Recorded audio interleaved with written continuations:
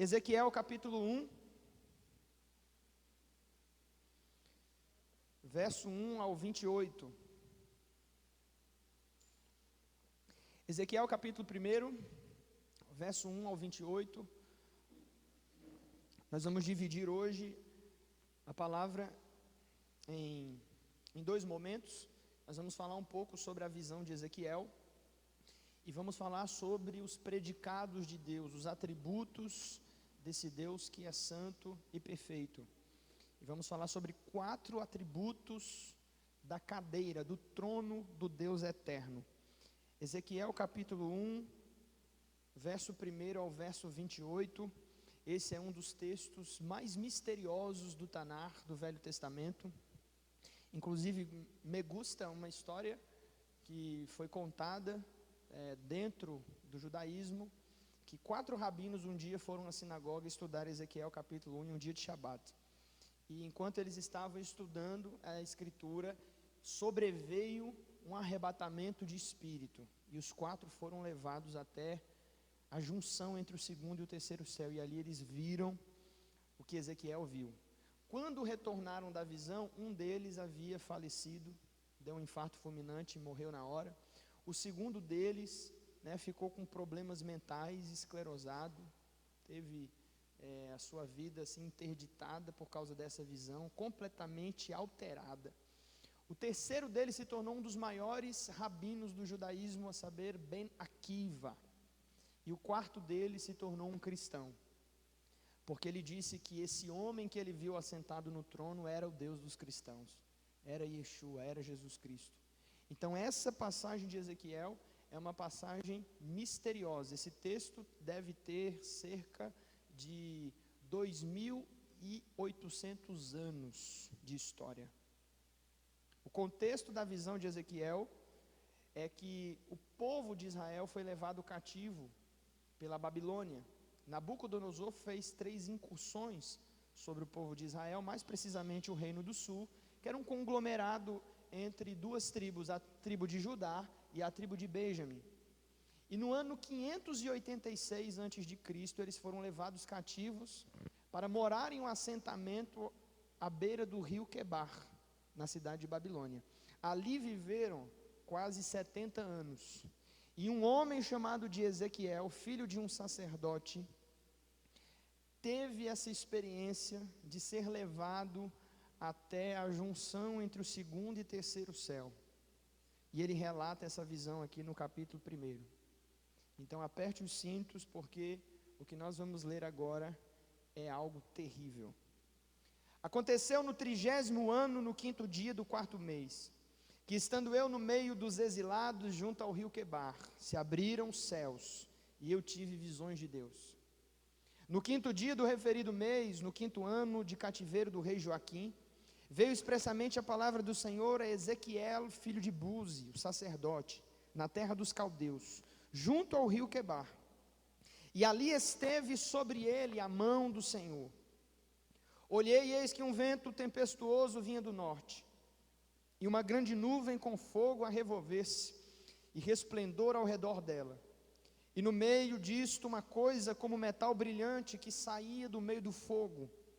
Do meio dessa nuvem saía a semelhança de 4 seres viventes, cuja aparência era esta: tinham a semelhança de homem, cada um tinha 4 rostos, como também 4 asas.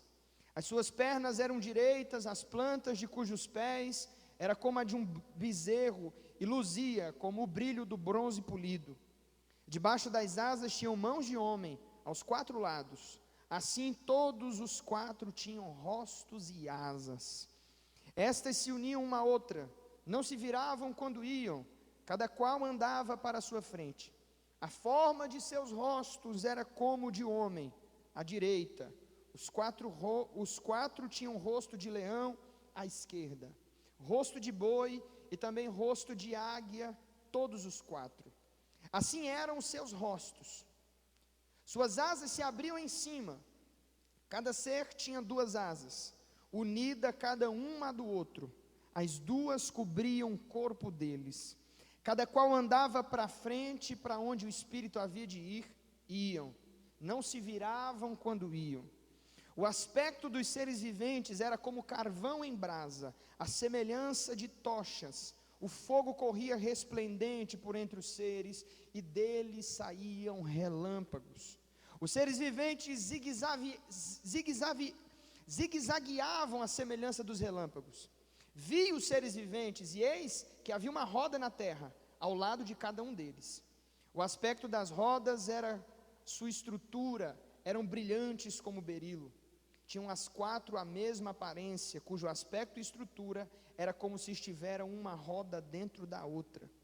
Andando elas, podiam ir em quatro direções, não se viravam quando iam.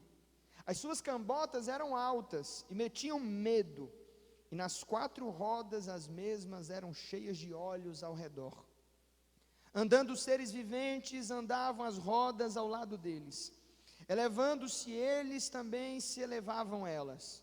Para onde o Espírito queria ir, iam, pois o Espírito os impelia, e as rodas se elevavam juntamente com eles, porque neles havia o Espírito dos seres viventes. Andando eles, andavam elas, e parando eles, paravam elas. E elevando-se eles da terra, elevavam-se também as rodas juntamente com eles, porque o espírito dos seres viventes estava nas rodas. Sobre a cabeça dos seres viventes havia algo semelhante ao firmamento, como cristal, brilhante, que metia medo, estendido por sobre a sua cabeça. Por debaixo do firmamento estavam estendidas as suas asas, a de um em direção à do outro. Cada um tinha outras duas asas, com que o cobria o corpo de um e do outro lado. Andando eles, ouvi o tatalar das suas asas como o rugido de muitas águas, como a voz do Onipotente. Ouvi o estrondo tumultuoso, como o tropel de um exército. Parando eles, abaixavam as asas. Veio uma voz de cima do firmamento, que estava sobre a sua cabeça. Parando eles, abaixavam as asas. Por cima do firmamento que estava sobre a sua cabeça, havia semelhante a um trono, como uma safira. Sobre esta espécie de trono estava sentada uma figura semelhante a um homem. Via como metal brilhante, como fogo ao redor dela. Desde os seus lombos e daí para cima, desde os seus lombos e daí para baixo, via como fogo e um resplendor em redor dela. Com o aspecto do arco que aparece na nuvem no dia de chuva, assim era o resplendor em redor. Esta era a aparência da glória do Senhor. Vendo isto, caí com o rosto em terra. Então ouvi a voz de quem falava. Feche os seus olhos, querido. Bendito seja o teu nome, eterno nosso Deus. Tua palavra dura para sempre, o teu reino jamais terá fim. Pedimos que o teu Espírito edifique, exorte e console o nosso coração, e que a mente do Espírito seja trazida a nós nessa noite, a fim de que possamos ser marcados com a tua glória. Que o Senhor possa falar conosco, assim oramos. Amém. A visão a qual nós acabamos de ler, como eu disse a princípio, é um relato terrível. O que Ezequiel está vendo é o trono, a cadeira do Eterno aonde ele está assentado. E ele explica que esse trono está na conjunção, na juntura, entre o terceiro céu e o segundo céu. O que nós chamamos de o eporâneo e o mesorâneo. Ali na convergência entre o segundo e o terceiro, ele observa que não existe apenas uma cadeira, chamada em hebraico de merhavá, que quer dizer trono, mas que na base desse trono existem quatro seres viventes. Note que quando Ezequiel descreve a visão, ele diz que eles são semelhantes a homens, semelhantes a leões, semelhantes ao touro e semelhante a uma águia. Ezequiel está buscando alguma coisa na terra, no mundo dos homens, para descrever o que ele está vendo no mundo de Deus.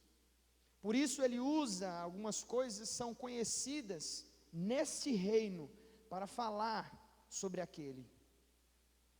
Quando ele explica que essa cadeira está sobre uma espécie de abóbada, de firmamento, cor de jaspe, como pedra preciosa. Na base dessa cadeira estão 4 querubins, a palavra para guardião ou querubim, como se fossem as 4 pernas de uma cadeira, as 4 pernas de um trono. E entre esses seres existe um espírito que coabita os 4, e ao mesmo tempo esse espírito está coabitando em uma espécie de roldana que fica presa no chão, de maneira que quando o espírito se move, os querubins se movem, e as roldanas que estão na terra, como uma espécie de catracas, também vão se desenrolando e fazendo o mesmo movimento. Para onde o espírito vai, os querubins vão. Para onde os querubins vão, a roda na terra se move, e o trono de Deus, como uma espécie de uma cadeira giratória, é levada para onde o espírito está se movendo. Ezequiel foi um dos poucos homens no mundo, na história da humanidade, alguns deles estão nas escrituras sagradas, que tiveram essa experiência de ver o que acontece lá no terceiro céu e conseguir relatar a nós. A visão de Ezequiel é terrível, não somente por aquilo que ele viu. Ele não sabia mais se estava num corpo físico ou se estava em espírito. Ele não sabia mais se estava vivo ou se estava morto. Mas o fato é que ele relata que aparentemente tudo o que acontece nesse reino de cima influencia o que acontece nesse mundo aqui embaixo. Quando nós olhamos para essa cadeira, para esse trono, ele diz que eu vi um homem semelhante, uma figura semelhante a um homem sentada sobre ele. Nós sabemos que o que Ezequiel viu, na verdade, foi uma visão de Jesus pré-encarnado. Perceba que esse relato aconteceu entre o ano 580 a 590 antes de Cristo. Por isso que Ezequiel está vendo e relatando para nós é surpreendente. Nós sabemos hoje que Jesus morreu, ressuscitou e conforme o Salmo 110 foi elevado às alturas e está assentado à direita do Pai. Isso também foi dito pelo apóstolo Pedro no dia de Pentecostes. Mas Ezequiel conseguir ver isso antes da primeira vinda de Jesus realmente é algo impressionante. Essa visão da cadeira, na verdade, passa uma espécie de mensagem para nós, porque essa cadeira possui 4 bases, 4 hastes, 4 pernas, e é dessa cadeira onde ele está assentado que ele legisla e que ele governa o reino de Deus aqui na terra, de maneira que quando ele percebe esses atributos, o seu trono se move, e o trono de Deus é atraído para esse lugar. Agora, o Salmo 89, verso 14, vai falar quais são esses atributos, quais são esses predicados, essas qualidades que existem nesse Deus santo e puro que está sentado nessa cadeira. Então nós vamos abrir o Salmo 89, o verso 14, e nós vamos falar hoje sobre alguns atributos comunicáveis de Deus. Pastor, como é que isso funciona? Dentro da teologia sistemática, você vai encontrar 2 espécies, ou uma divisão entre os atributos. Existem atributos que são incomunicáveis, ou seja, qualidades que Deus reservou apenas para Ele mesmo e Ele não divide com ninguém. Por exemplo, Deus não divide a sua onipotência com ninguém. O Deus da Bíblia é um Deus onipotente. Ele é um Deus todo-poderoso. Toda autoridade, todo governo, poder para tomar decisões está nas suas mãos. E isso Ele não divide com ninguém. Algumas pessoas podem objetar e questionar dizendo: se Deus é poderoso, por que Ele não destrói o diabo? Por exemplo, por sua vez eu respondo: ele não precisa usar o seu poder para destruir um inimigo inúmeras vezes menor do que ele. Ele vai fazer muito melhor do que isso. Na verdade, o que Deus está fazendo é usando seres humanos, caídos, pecadores, infinitamente menores do que Satanás, não somente para vencê-lo, mas para humilhá-lo. Note que Deus não tem adversários, por isso ele não precisa usar o seu poder para vencer quem quer que seja. Mas se por um só momento, esse Deus que infunde temor e medo aonde ele passa, aonde todos os homens que conseguiram, até mesmo por um vislumbre, olhar para a glória dele, caíram como que mortos no chão, pelo resplendor da sua presença. Se ele quisesse usar esse poder, certamente, com um estalar de dedos, todo o universo conhecido seria destituído. Por exemplo, o atributo da sua onisciência, ele também não comunica com ninguém. Onisciência é a qualidade do que sabe, sapiência. Deus é o único que conhece o passado, o presente e o futuro. Ele conhece e ele sabe, antes que os números da Organização Mundial da Saúde se atualizem, todas as pessoas que contrairão e que morrerão desta pandemia. Ele conhece nesse exato momento, em um só relance, todos os pensamentos que estão passando pela minha e pela sua cabeça. E ele tem contados, todos os cabelos da nossa cabeça estão diante dele. O Salmo 139 vai dizer que Deus conhece os nossos pensamentos ainda antes que a gente existisse. Outro atributo que ele não divide com ninguém, não apenas a sua onipotência, não apenas a sua onisciência, mas a sua onipresença. Deus é o único que está em todos os lugares ao mesmo tempo. E uma vez me questionaram, pastor, até no inferno? Sim, até no inferno a presença de Deus está ali, para lembrar os pecadores de quão terrível e justo e santo Ele é. Esse é o único que pode estar em todos os lugares ao mesmo tempo. E o salmista entende isso no Salmo 139, quando ele diz, Senhor, para onde me irei para fugir da Tua presença?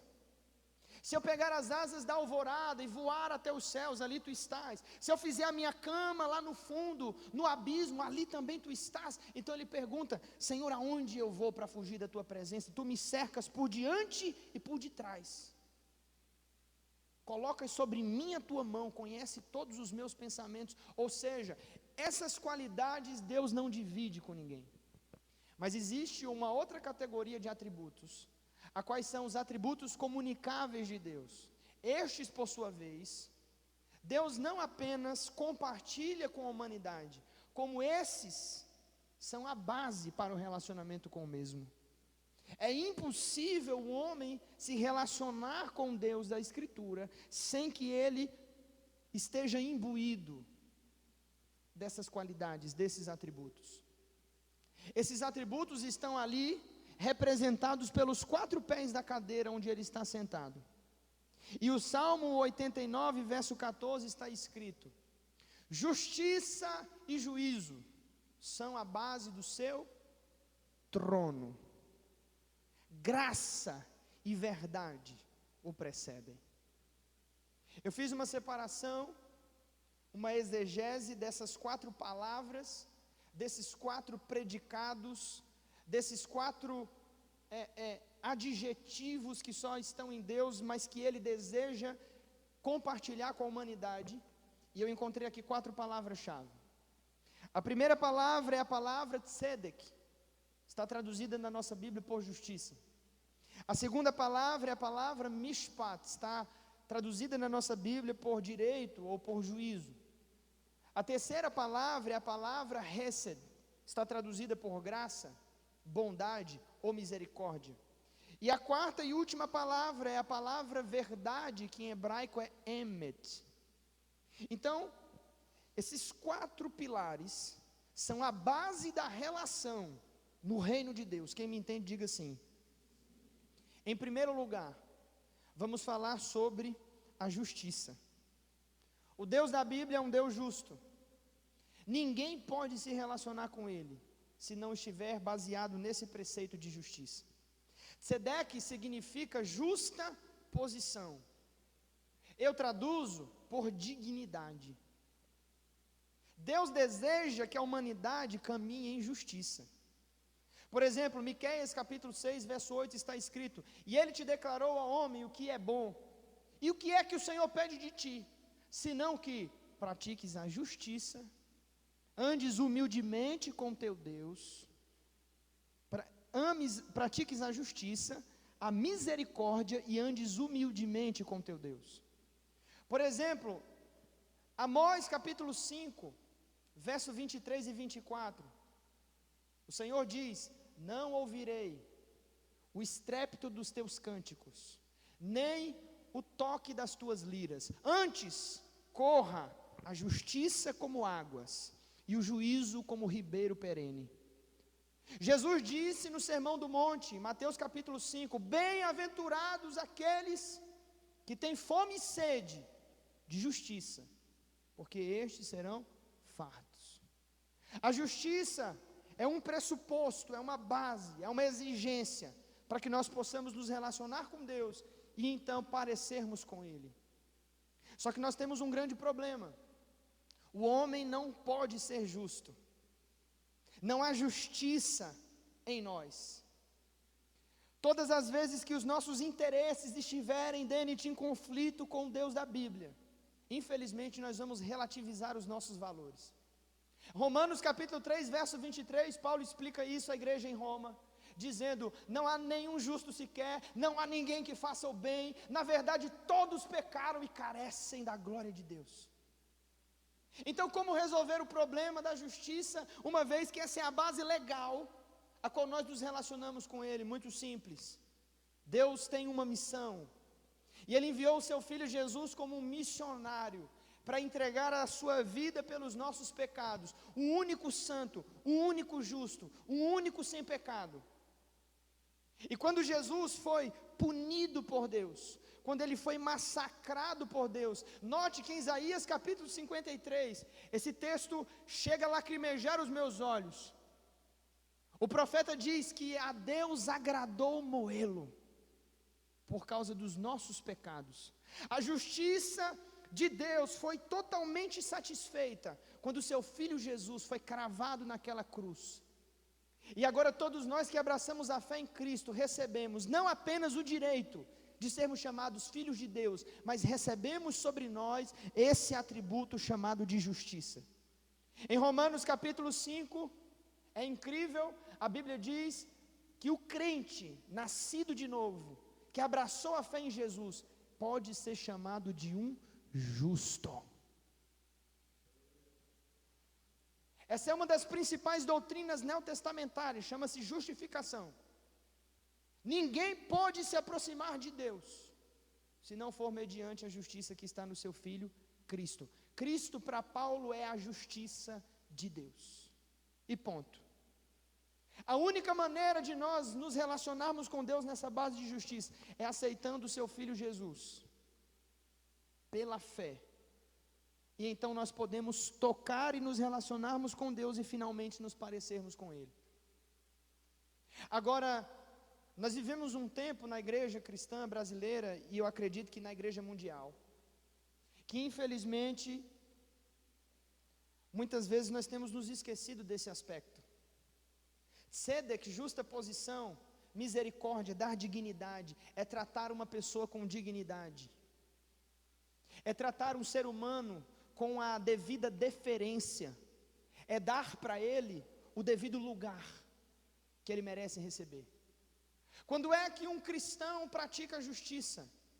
Quando ele encontra uma pessoa desvalorizada, quando ele encontra uma pessoa roubada nos seus valores, quando ele encontra uma pessoa destruída da imagem de Deus, parada em um sinal, pedindo esmola no meio da rua, e ele trata essa pessoa como um homem, como uma mulher que recebeu a imagem de Deus, a imago dele.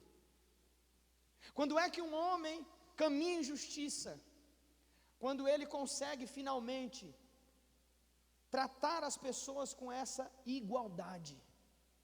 quando Ele não faz diferença entre o rico e o pobre, quando Ele não faz diferença entre o meu amigo, o meu irmão e o desconhecido. É só através desse momento, é só através da prática desses valores, que nós podemos tocar nessa justiça de Deus. Note que existem várias formas da gente cometer injustiça. Uma das mais comuns no mundo é a ingratidão. A ingratidão é uma das piores formas de injustiça. Quando eu não reconheço o devido valor, ou quando eu não reconheço a devida bondade, lealdade ou equidade que para comigo foi utilizada, eu estou sendo injusto. Eu sou injusto quando eu tenho maus pensamentos com respeito às pessoas. Eu sou injusto quando eu declaro palavras que infelizmente são palavras que ferem, que detratam, que difamam as pessoas. Eu sou injusto quando eu não consigo olhar as necessidades do meu próximo ao meu redor.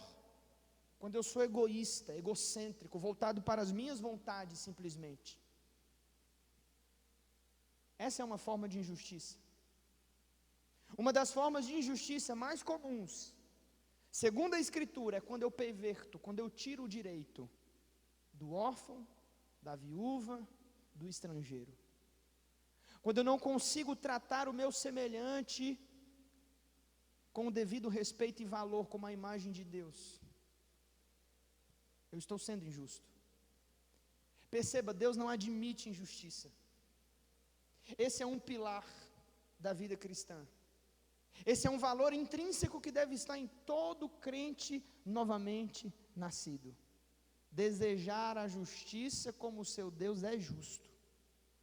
É interessante porque dentro do conceito hebraico, tanto da palavra tzedek como da palavra mishpat, você tem ali a ideia de uma mulher com uma balança na mão. Quando você vai lá na esplanada dos ministérios em Brasília, minha cidade do coração, você vai encontrar lá em frente o Palácio da Alvorada, um busto, uma efígie de uma mulher. Essa mulher está ali com seus olhos vendados e nas suas mãos ela tem uma balança. Para o povo judeu, a justiça ou a retidão, tzedek ou mishpat, só chega na vida de uma pessoa quando ela consegue que a balança do bem e a balança do mal estejam equiparadas. Terminando esse ponto, nós partimos para a segunda categoria, o segundo atributo. Nós falamos de justiça, mas a Bíblia diz: justiça é juízo. Nenhuma cadeira pode ficar em pé com uma perna só. Por isso, a primeira perna é justiça, mas tem a outra perna, juízo. Quem está aí, diga amém. Juízo é mishpat. Você pode olhar para mim e dizer: pastor, será que é possível alguém ser direito, correto, alguém ser reto moralmente, ter fibra moral? A Bíblia diz que sim. Qual é o segredo? Só um: andar com Deus. Todos os homens que andaram com Deus foram homens que andaram alinhavados nesses dois atributos: justiça e juízo, justiça e direito, tzedek, mishpat. Lembra de Jó capítulo 1? A Bíblia vai dizer que havia um homem famoso na terra de Uz, cujo nome era Jó, a qual o próprio Deus dá testemunho dele, dizendo que Jó era um homem íntegro, era um homem reto, temente a Deus e que se desviava do mal. Em outras palavras, o que está dizendo? A balança dele estava em perfeito equilíbrio e harmonia.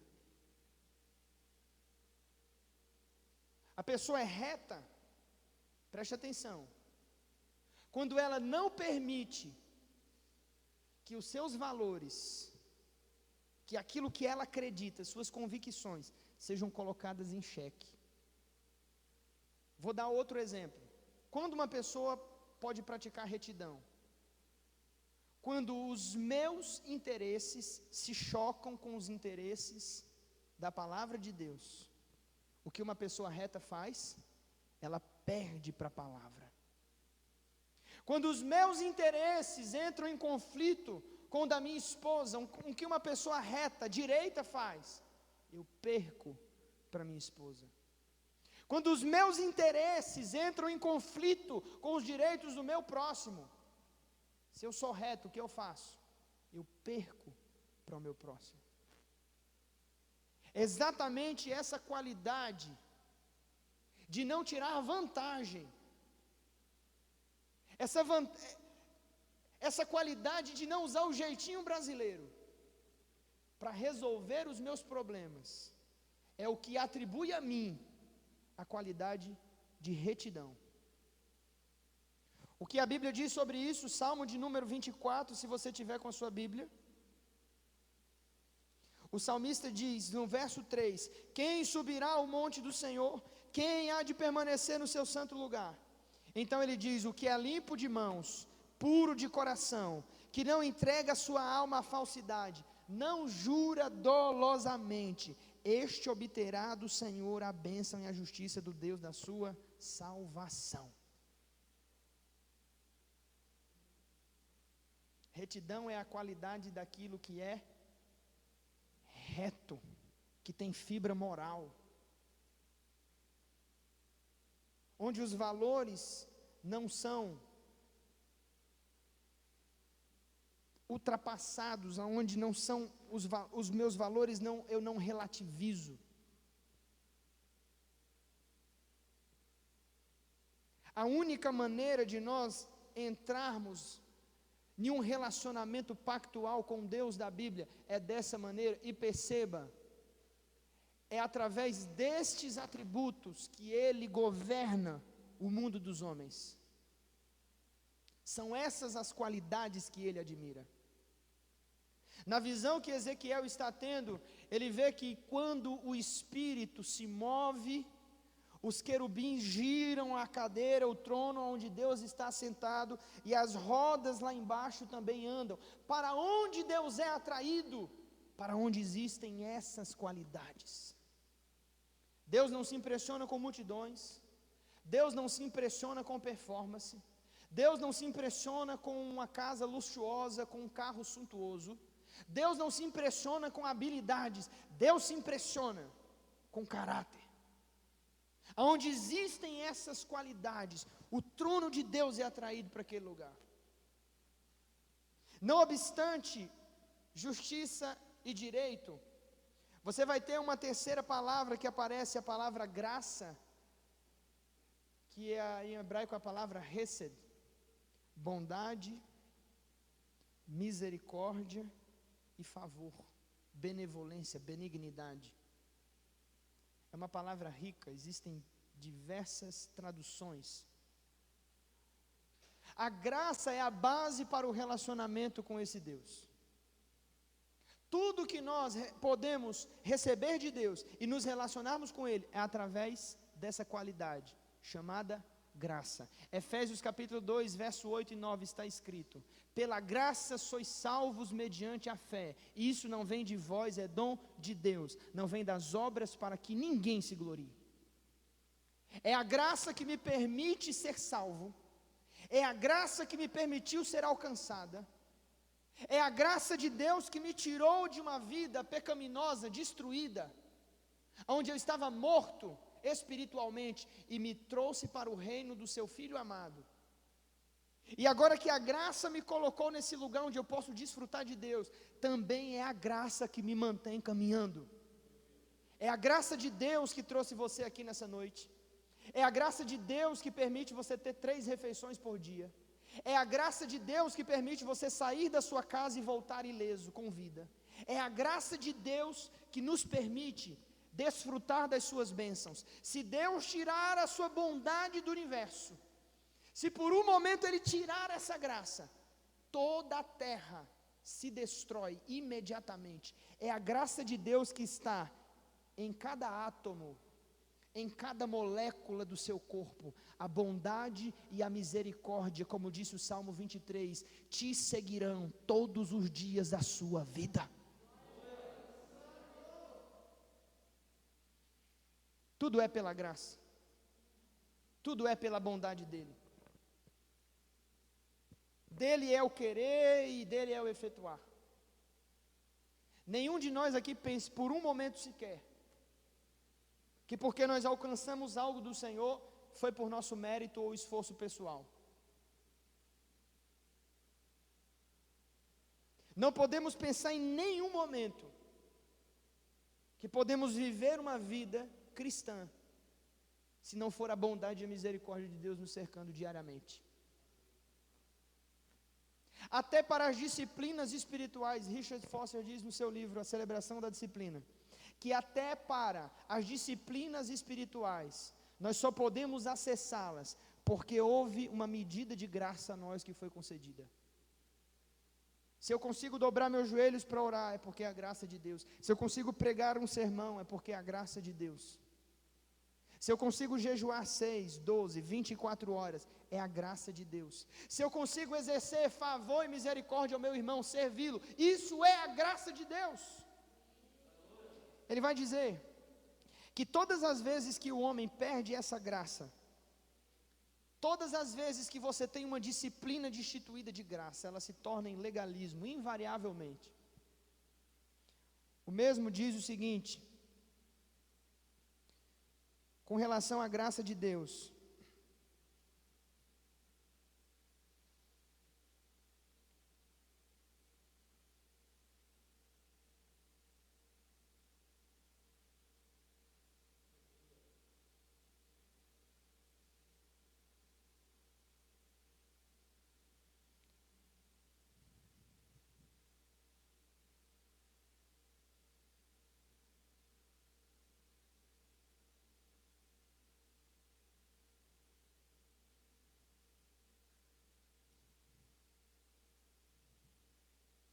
Sempre que existe uma forma destituída de poder espiritual, a lei assume o comando, porque ela sempre traz consigo um senso de poder manipulador.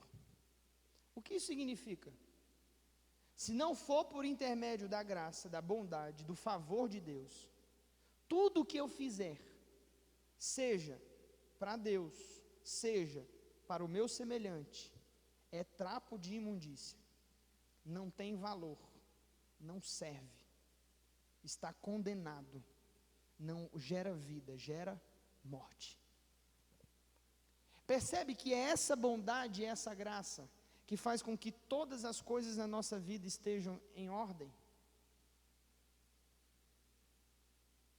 E se de alguma maneira Deus tirasse a sua graça, o seu favor, por um instante sequer, todas as coisas iam se tornar um caos. Olhe para Gênesis capítulo 1. Quando a Escritura diz que a terra era sem forma e vazia, no verso 2, está dizendo um lugar caótico. Uma coisa sem forma significa uma vida bagunçada. Mas então a graça e a bondade de Deus vem sobre o mundo sem forma, e aquilo que estava sem forma começa a tomar forma. Considere a graça, considere a bondade de Deus.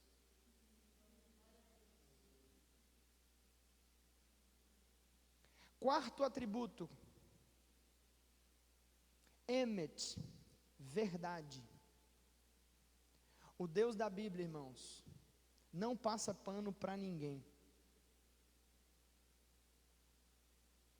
A verdade é a base legal para nos relacionarmos com Ele. 1 João capítulo 1, verso 7, a Bíblia nos ensina a andar na luz. Ou seja, todas as vezes que eu, de alguma forma, uso uma meia-verdade, ou então tenho partes da minha vida em obscuridão, arestas ainda que não foram totalmente resolvidas, eu não consigo acessar o trono de Deus. Quando Jesus está pregando em João capítulo 8, falando para os judeus, ele diz, vocês são filhos do diabo. E ele explica porque este ser nunca se firmou na verdade, e nele não há verdade. O que Jesus está ensinando? Ele está dizendo que a única forma de nós nos apresentarmos e tocarmos o Senhor é se nós formos verdadeiros, imparciais, transparentes. Parece que Davi entendeu isso. Davi vai dizer, tanto no Salmo 32, como no Salmo 51, logo após o seu pecado. Ele diz: Senhor, se o Senhor se agradasse de holocaustos, eu te daria. Mas ele diz: os sacrifícios para Deus são um coração contrito, um espírito quebrantado. Essas coisas o Senhor não despreza. É a única forma, irmãos. Nós vivemos em um mundo, nós vivemos em uma sociedade que parece que falar a verdade ou andar na verdade é uma ofensa. Mas se você olhar para a Escritura, Jesus nunca passou a mão na cabeça de ninguém, os apóstolos principalmente. A verdade do Evangelho, a mensagem do Evangelho sempre ofendeu as pessoas e vai continuar ofendendo. Esse evangelho terapêutico que existe por aí, onde a pessoa entra na igreja para se sentir melhor com a sua consciência, resolver o seu problema de culpa, onde a pessoa entra na igreja para subir na vida, perceba que o símbolo do cristianismo é uma cruz e não uma escada. Esse evangelho nunca vai tratar com as deficiências de caráter do ser humano. Isso é fruto do liberalismo teológico, lá do século XIX. Richard Niebuhr fala sobre o liberalismo teológico, e ele diz mais ou menos assim: o que é liberalismo? Ele diz, é mais ou menos a ideia de que um Deus sem ira trouxe ao mundo homens sem pecados, para um reino sem julgamento por meio de um Cristo sem uma cruz, ou seja, um evangelho que não ofende ninguém. O Cristo dos liberais é um Cristo que não precisava ser morto e crucificado, porque ele não representava ameaça nenhuma. Só que eu quero dizer para você que o evangelho de Jesus sempre vai ser uma ameaça para nós. Sempre vai ofender a nossa mente, sempre vai tocar na ferida. Sempre vai chocar com os seus interesses, sempre vai colocar você em conflito, em xeque. Esse é o evangelho. É assim que Deus governa o seu reino, e é assim que Ele espera ser celebrado. São esses atributos que Deus quer comunicar com os homens. Jesus disse: seja a vossa palavra sim, sim, não, não. E o que passar disso é do diabo. Veja que nós vivemos em uma sociedade mimada, medíocre, frágil, onde as pessoas não suportam a verdade.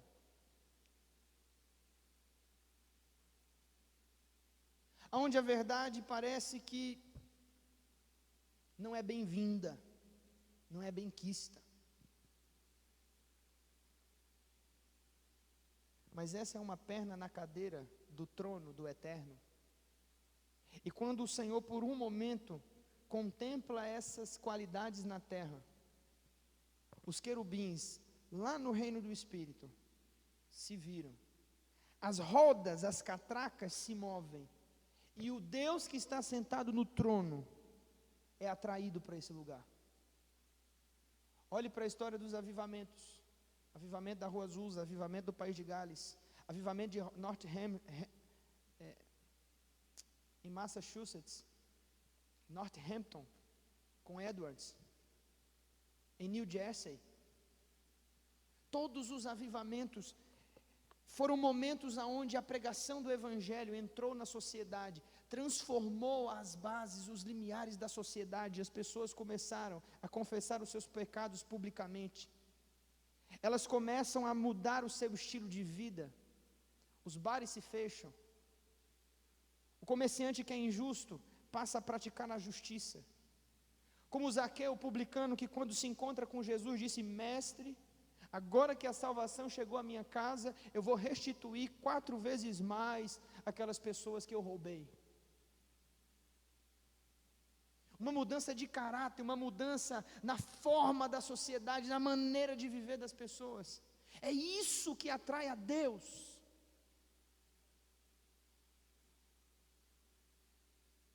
O que atrai o trono de Deus, queridos irmãos, não são as nossas canções, não são os nossos discursos, não são as nossas aglomerações. O que atrai a Deus e sempre vai atrair a Deus é caráter, é retidão, é justiça, é verdade, é bondade.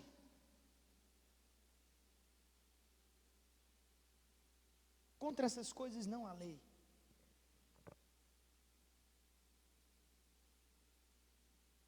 Quando Ezequiel vê isso, ele diz: eu caí como que morto. Porque todos os homens que contemplam a santidade e a bondade de Deus, eles são automaticamente confrontados com a sua vida errada. E eles não podem suportar isso. Aconteceu com Isaías, no capítulo 6, aconteceu com João na ilha de Patmos, aconteceu com Ezequiel no capítulo 1, aconteceu com Saulo de Tarso no capítulo 9. Todos esses homens viram o resplendor da presença do Senhor e eles se curvam e caem. São atropelados pela glória do Deus que está sentado nesse trono. Essa é a única maneira de nós nos relacionarmos com Ele. É dizendo: ai de mim, Senhor. Comunica conosco as tuas virtudes. Eu vou dar 4 exercícios para você colocar em prática essa palavra na sua vida. Primeiro, com relação à justiça. Encontre uma pessoa, dessas pessoas invisíveis, essas pessoas que vivem aí no sinal, moradores de rua, qualquer pessoa, que os homens cruzam para o outro lado para não se deparar com elas, e trata essa pessoa com dignidade. Não dê esmola, dê dignidade. Olhe no olho dele, fale com ele como se você estivesse falando com uma pessoa lavada e redimida no sangue de Cristo, como um príncipe ou uma princesa. Dê atenção, dê tempo, coloque para sentar na sua mesa.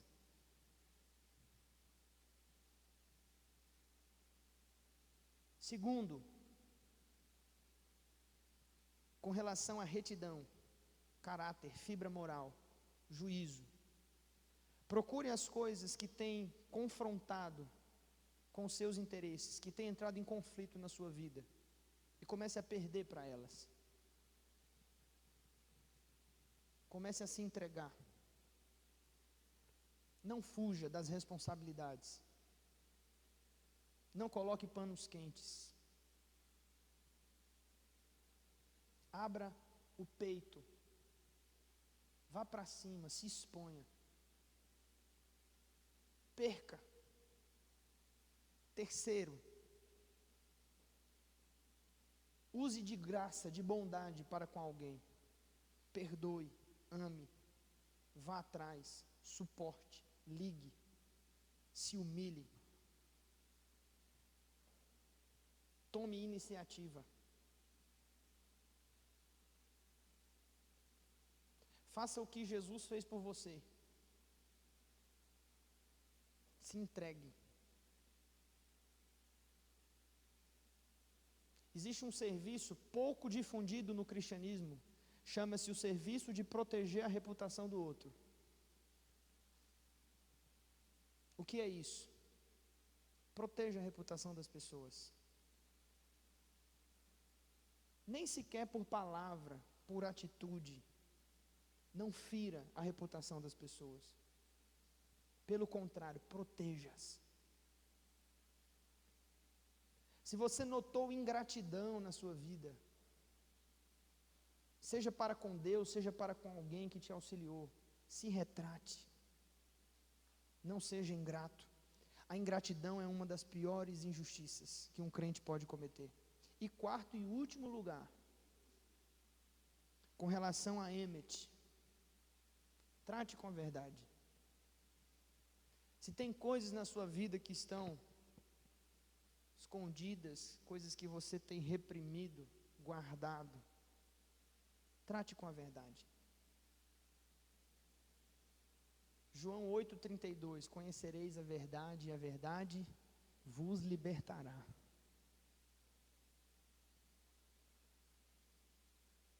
A verdade é um dos melhores antídotos para curar qualquer problema.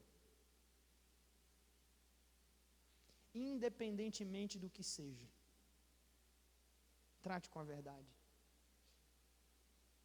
Deus espera isso. É a única forma de nós sermos participantes desse reino e nos tornarmos parecidos com Ele. Amém?